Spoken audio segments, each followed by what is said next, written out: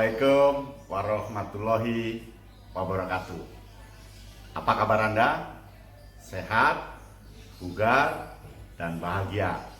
Harapan saya juga begitu. Semuanya sehat, bugar, dan bahagia. Kita berjumpa lagi di Kak Yatno Bintang. Kali ini saya akan melayani para komentator di YouTube saya, Kak Yatno Bintang. Banyak sekali pertanyaan, dan kali ini ada 3 pertanyaan. Yang satu menjawab tentang penerapan quantum teaching, yang 2 dan 3 akan menjawab tentang pertanyaan di andragogi. Apa saja pertanyaan itu? Lihat berikut ini. Ini ada pertanyaan dari Ramadan Irawan. Kak, saya mau bertanya, semoga kakak menjawab. Apa perbedaan antara tahap alami dan demonstrasi? Dan tolong berikan saya contoh konkret penerapannya pada situasi pembelajaran kelas untuk membuat saya lebih paham. Terima kasih, semoga direspon. Ya, pasti direspon.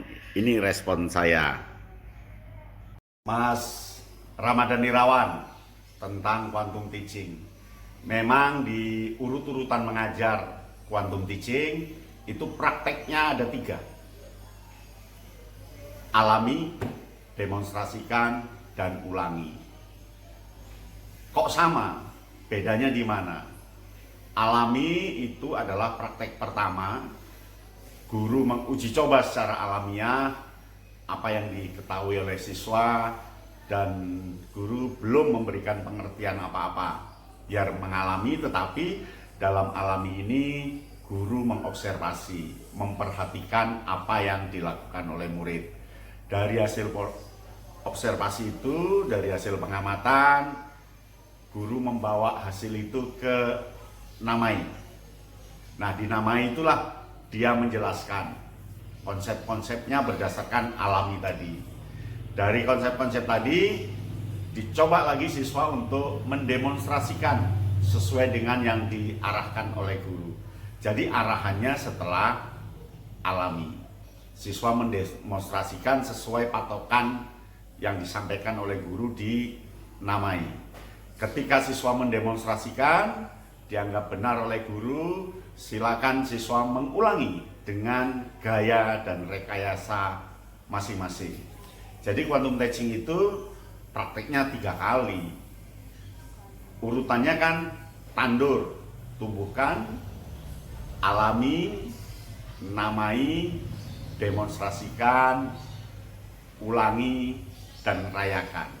Jadi kalau quantum teaching dengan metode sintaks tandur dilaksanakan dengan bagus, jempol. Memang kita perlu latihan terus. Tandur seperti apa?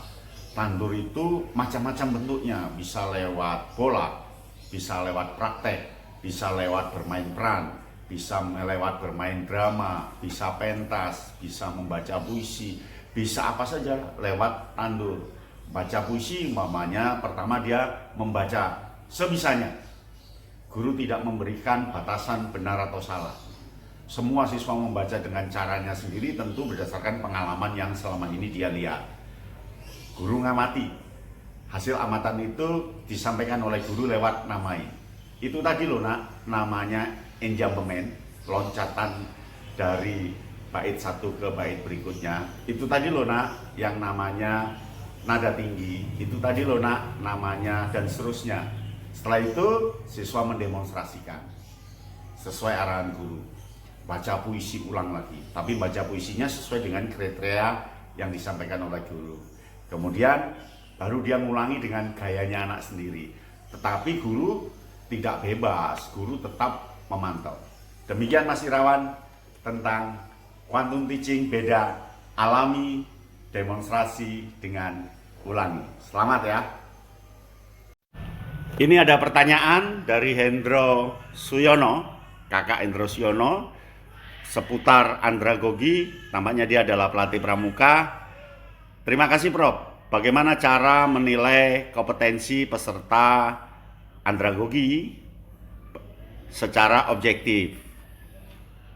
Begini, caranya Mas Hendro Suyono tentang andragogi, karena andragogi itu banyak praktek, banyak pembuktian.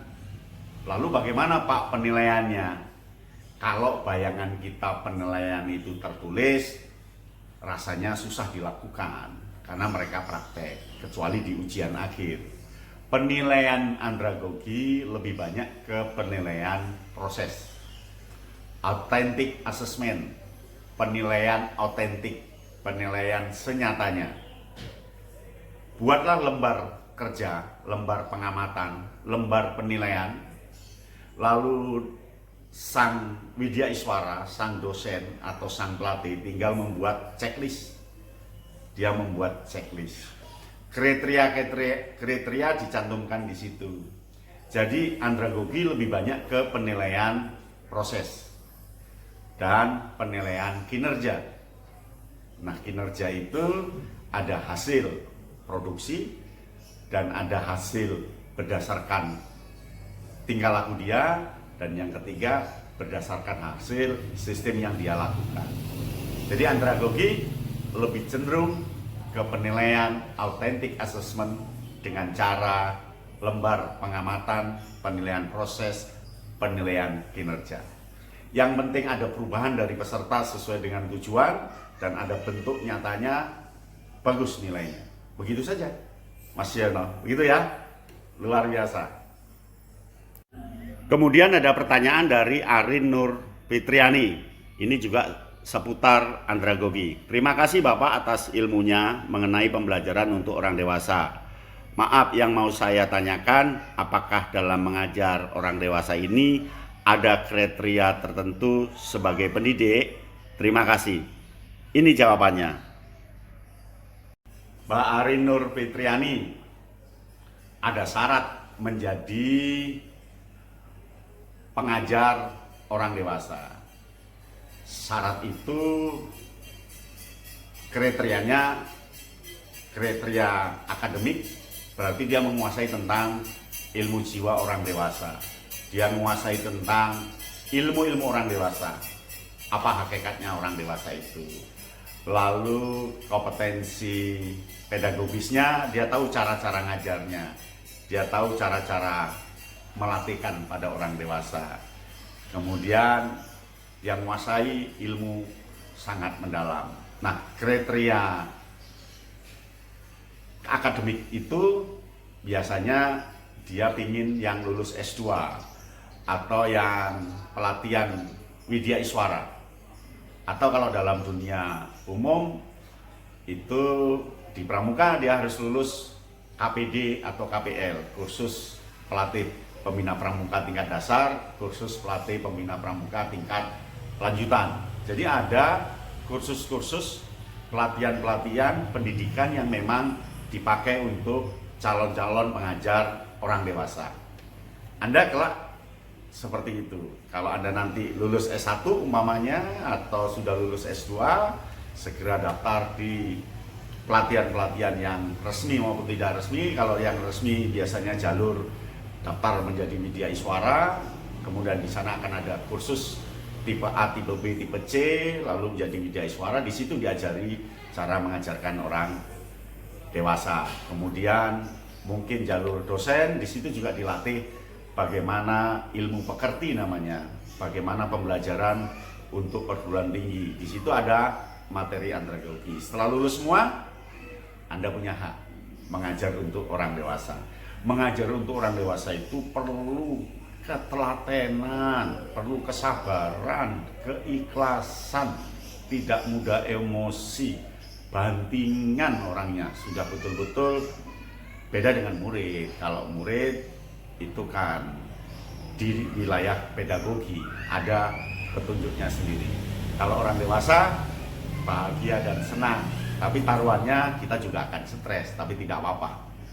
Mendidik orang dewasa itu kewajiban kita semua. Sampai di sini semuanya. Wassalamualaikum warahmatullahi wabarakatuh. Salam Kak Yan Bintang.